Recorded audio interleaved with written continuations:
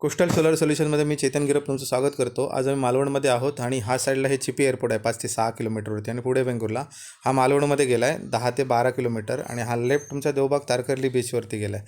तर आज आम्ही सीमा हॉटेलमध्ये आहोत।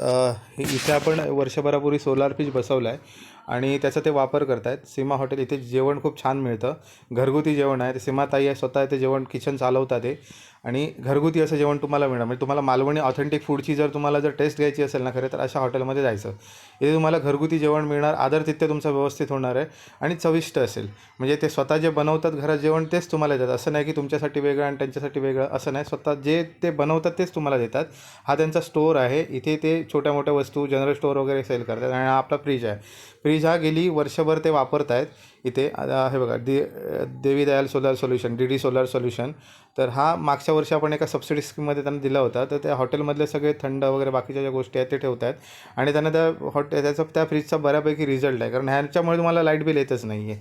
ठीक आहे, तर आता आपण कस्टमरचं स्वतः त्यांचा रिव्ह्यू घेऊ। ते कस्टमर ह्या फ्रीजबद्दल काय बोलत आहेत, एकंदरीत त्यांना एक्सपिरियन्स कसा आला आहे वर्षभरापूर्वी, तर ते आपण त्यांना विचारूया आणि त्यांच्याकडून आपण ऐकूया। सुरेश नाईक आहे, सीमा हॉटेल म्हणून आमचं हॉटेलचं नाव आहे।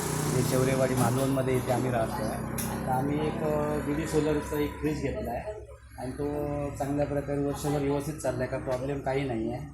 आणि अशा प्रकारचे जर डीप फ्रीज निघाले या कंपनीकडनं तर आम्हाला सुद्धा अजून घेण्याची इच्छा आहे, जेणेकरून काय होतं की लाईट बिलला बऱ्यापैकी त्याचं हे होतं, सेव्ह होते पैशाचे आणि चांगले आले कंपनीचे, म्हणजे प्रोडक्ट चांगलं आहे।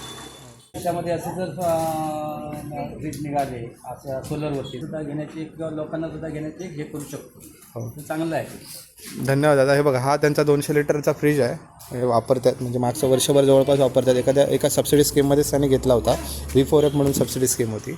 हे बघा सगळं आतमध्ये त्यांचं हॉटेलमधलं जे कोल्ड्रिंक्स वगैरे जे सामान आहे, पाण्याच्या बॉटल वगैरे ते ठेवतात, व्यवस्थित वापर होतो आहे त्यांना। हा 200 लिटर आहे, तर त्यांनी 200 लिटर तेव्हा सबसिडी स्कीम होती म्हणून 200 लिटर आहे। या सोलार फ्रीजचा रिझल्ट त्यांना चांगला आल्यामुळे ह्या व्हिडिओच्या माध्यमातून ते शासनाकडे म्हणा किंवा एखादी सबसिडी देणारी कंपनी असेल तर विनंती करताय की तुम्ही अशा प्रकारची जर सबसिडी स्कीम राबवली तर अजून एक त्यांना फ्रीज घ्यायचा आहे। बघा हे असं त्यांचं संपूर्ण हॉटेल आहे, सीमा हॉटेल म्हणून आहे।